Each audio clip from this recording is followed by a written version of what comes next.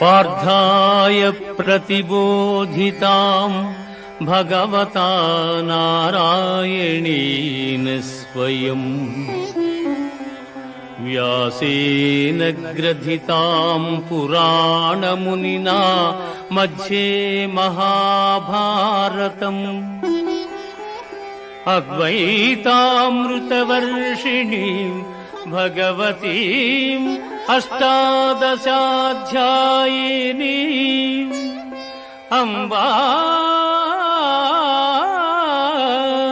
త్వామనుసందధామి భగవద్గీతే భవద్వేషిణీం భగవద్గీతే భవద్వేషిణీం. భగవద్గీత మహాభారతము యొక్క సమగ్ర సారాంశము. భక్తుడైన అర్జునునకు అనర్చిన ఉపదేశమే గీతా సారాంశము. భారత యుద్ధము జరగరాదని సర్వవిధములా భగవానుడు ప్రయత్నించెను. కాని ఆ మహానుభావుని ప్రయత్నములు వ్యర్థములాయను. అటు పిమ్మట శ్రీకృష్ణుడు పార్థునకు సారథి అయి నిలిచెను.